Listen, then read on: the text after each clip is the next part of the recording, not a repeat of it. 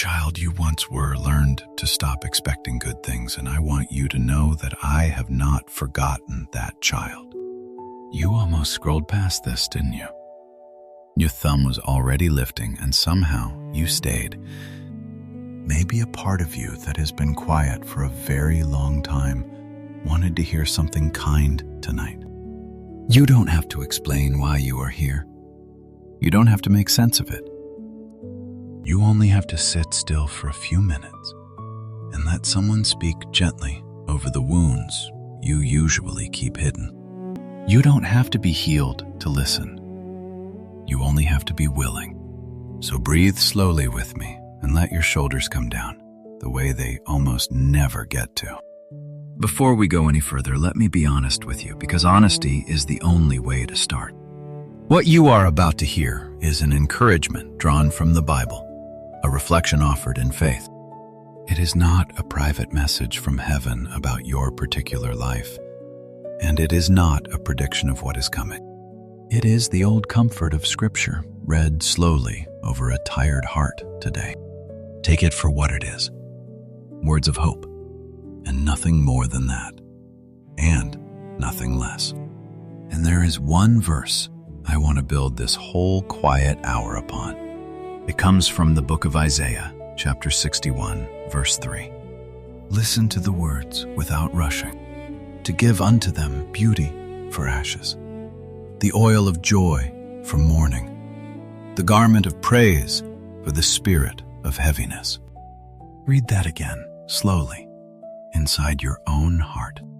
Beauty in the place where there were only ashes, the oil of joy poured over a long season of mourning. A garment of praise laid gently across shoulders that have carried heaviness for years. This is not a small comfort, and it is not an empty one. In the Scriptures, this is the voice of the one who makes beautiful things out of what was burned. And tonight, that ancient promise is being read quietly over you. So let these words reach you the way the Bible speaks them, as if the Father himself were kneeling down beside the youngest part of you and saying, "My child, I came to trade ashes for beauty. I see the home that was supposed to be safe and was not. I see the small hands that learned to be careful, the small voice that learned to go quiet. I see the door you learned to listen at before you ever learned to read. I see the way you stopped asking for things because asking had only ever cost you." The Scriptures say it this way in Psalm 34. "The Lord is nigh unto them that are of a broken heart, and saveth such as be of a contrite spirit." You were never as far from me as you felt in those rooms, and I did not look away from that child. Not once. I know what they took from you early, before you could name it or protect it. They took the part of you that should have felt safe just being small. They took the simple trust that a child is supposed to be allowed to keep. And in its place, they left ashes, the gray, cold weight of what was burned before you understood fire. You have carried those ashes for so long that you forgot they were not always there. But hear me now. Ashes were never meant to be the last thing you held. What was taken early can still be tended late. And I am the kind of God who tends slowly and gently and all the way to the end. You learned things in that house that no child should have to learn. You learned to read a room before you walked into it, to feel the weather of a mood from across the floor. You learned to make yourself smaller, quieter, easier, so that you would not be the reason something went wrong. You learned that love could be taken away, and so you learned never to need it too openly. My child, those were not flaws in you. Those were a child surviving. You did what you had to do to get through, and there is no shame in any of it. The strategies that kept you safe then do not have to be the cage that holds you now. You are allowed to set them down, slowly, one at a time, when you are ready. So if you are listening tonight with old wounds you have never fully named, this is for you. If you grew up walking on eggshells in a house that should have been a shelter, this is for you. If you became the grown-up far too early, parenting the very ones who were meant to parent you, this is for you. If you still flinch at a raised voice or brace at the sound of a door, this, especially, is for you. You don't have to perform your healing here. You don't have to prove you have moved on. You don't have to make your story acceptable before you bring it into the light. Come as you are, ashes and all. There is a voice you have carried out of that childhood, and it speaks in a tone you mistake for your own. It learned its words from people who were supposed to be gentle and were not. It tells you that you are too much and somehow never enough. It tells you that you were the problem all along. It tells you that what happened was your fault, that a better child would have been spared. And late at night, it reads the old scenes back to you, slowly, frame by frame. My child, hear me. That voice is not telling you the truth, and it never was. It does not speak for heaven, and it does not speak for the one who made you. So tonight, when that old voice begins its familiar speech, answer it with something truer. When it says the wound was your fault, the truth says you were a child and you were never to blame. When it says you are only ashes, the truth says, I came to give you beauty for ashes. When it says the heaviness is forever, the truth says, I bring a garment of praise for the spirit of heaviness. You don't have to win the argument tonight. You only have to stop nodding along with the lie. In the Gospel of Matthew, the invitation is simple, and it is wide enough for the most tired heart. Come unto me, all ye that labor and are heavy laden, and I will give you rest. Notice who is welcome. Not the ones who came from gentle homes, not the ones who were cherished from the first day, not the ones with nothing to grieve. The weary, the heavy laden, the ones carrying weight they did not choose to pick up. That invitation has your name written inside it, exactly as you are, wounds and all. You do not have to earn rest by getting over your past first. The scriptures never say, come once you have forgiven everyone perfectly. They say, come and rest will be given. And I want to speak to the grief you were never allowed to feel. You may have been told that it was not that bad, that others had it worse, that you should simply be grateful. And so the grief went underground, unspoken, and you learned to call it nothing. But what is buried alive does not stay quiet. It speaks through the tiredness, the tension, the ache you cannot place. My child, your mourning was real. The thing you lost was real.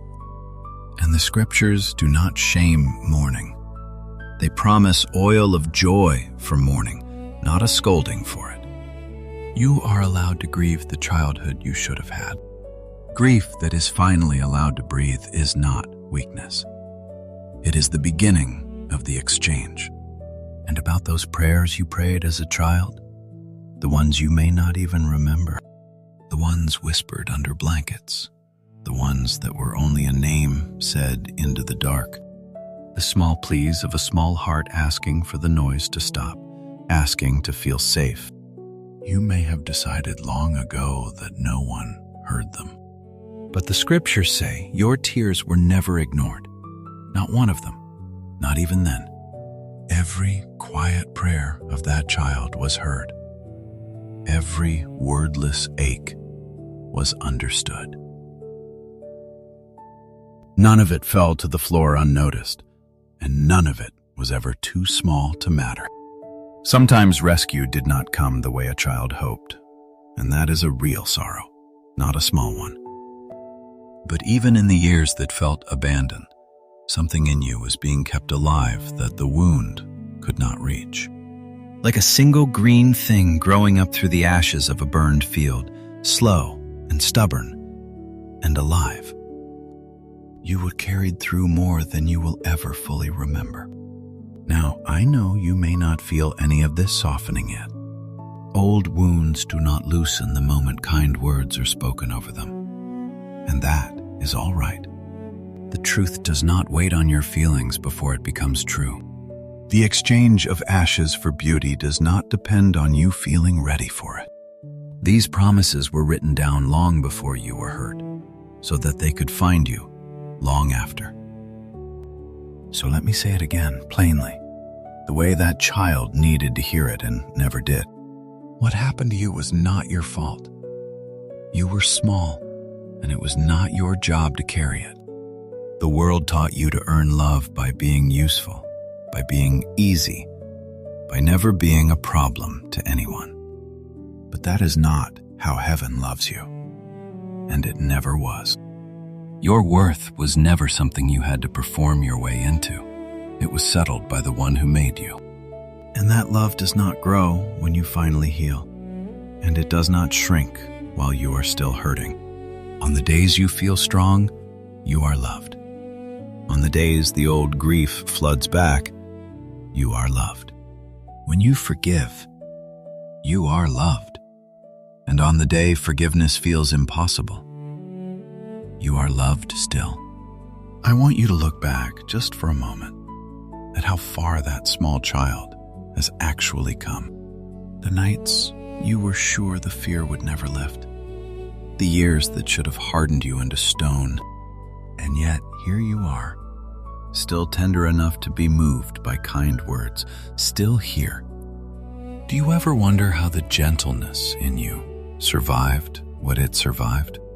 How you can still love, still hope, still ache for safety after everything that tried to teach you not to? How a heart that was handed ashes so early can still long for beauty at all? The scriptures would say that was not an accident. That was a hand that never let go of you. You did not keep your softness alive by your own strength.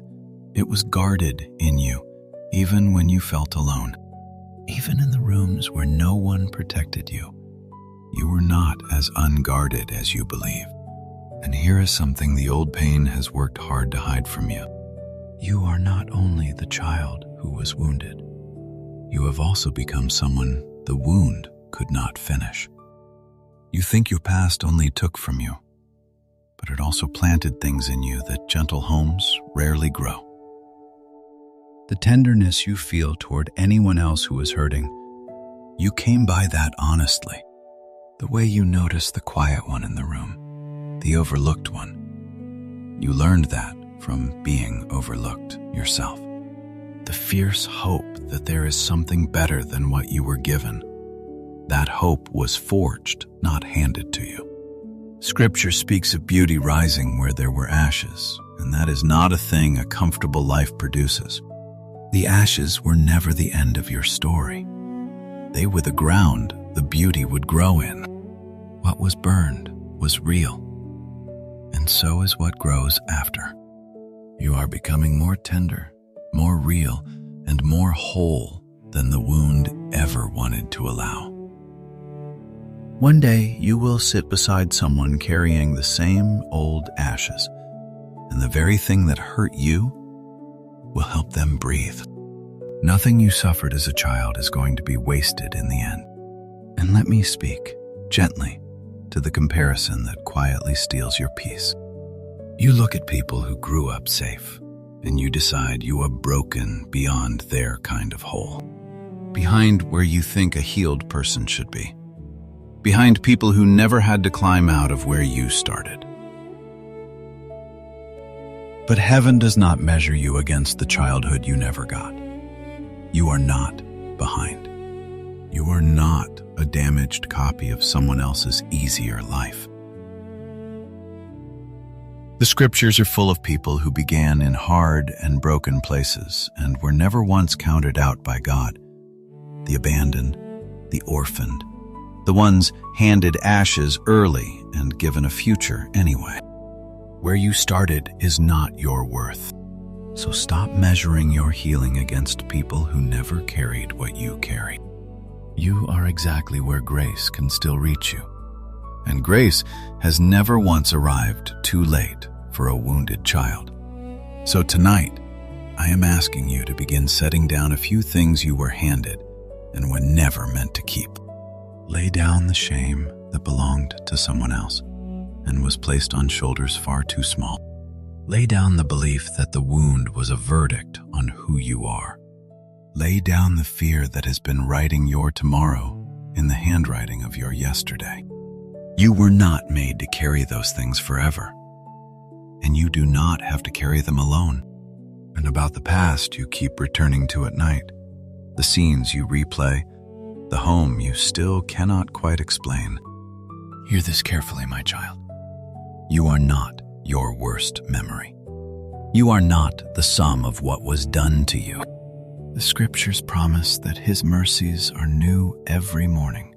New every single morning.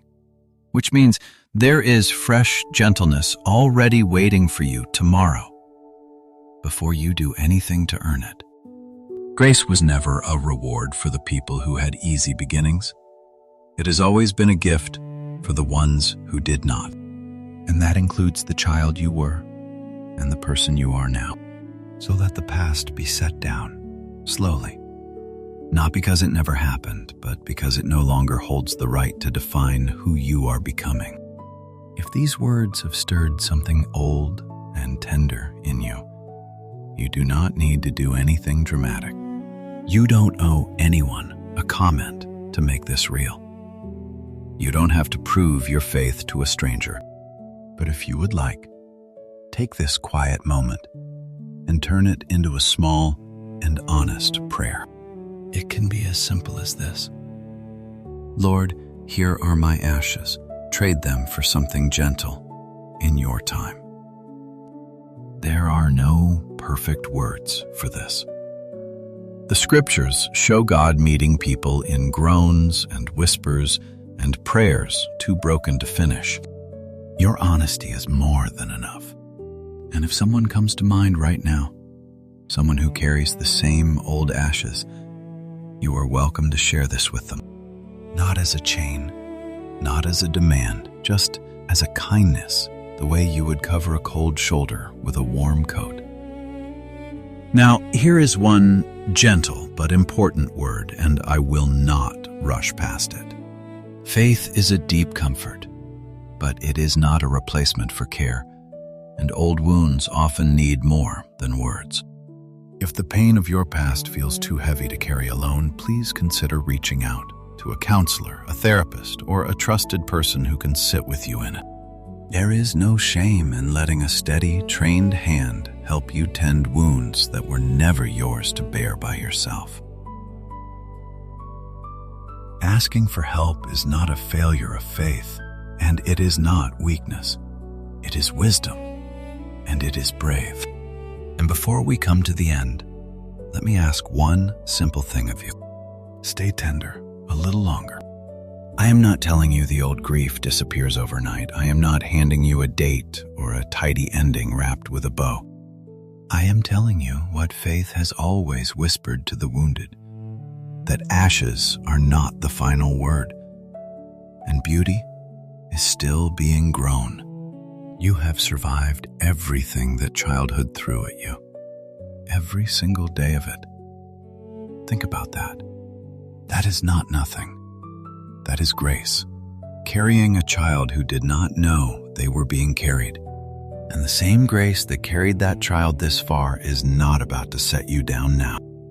So when the old heaviness presses in, stay tender. When the exchange feels slow, stay tender. When you cannot yet see the beauty for the ashes, just take the one small step in front of you and stay tender. So as this message comes toward its close, I want to leave one thing in your hands to carry into tomorrow. Your story did not end in that house, and it does not end in ashes. The prophet Jeremiah records this hope over a people who had lost a great deal. For I know the thoughts that I think toward you, saith the Lord, thoughts of peace and not of evil, to give you an expected end. Whatever your beginning took from you, the final word over your life is not loss, and it is not ashes. The thoughts that heaven holds toward you are thoughts of peace and of beauty still to come. I will not promise you a date. I will not promise you that every wound closes by a certain hour. I will not pretend to know what only God knows. You have been handed enough empty promises in your life, and I will not add to that pile. But I can leave you with what the scriptures say with quiet confidence. He came to give beauty for ashes, the oil of joy for the long mourning, a garment of praise for the heaviness you have worn so long. So lift your head tonight, not because the past never happened, but because it was never the whole of who you are. Take one more slow breath now, and let this be the truth you fall asleep on. The ashes are not the end. You are seen, and you are loved. If quiet words of hope like these bring you peace, you are always welcome to stay close to this small corner of the internet, where we simply sit with the scriptures together. And wherever tomorrow takes you, whatever old ground you are still walking out of, may you walk through it, knowing that the one who made you is gently trading your ashes for beauty. Peace be with you, my friend. Rest now.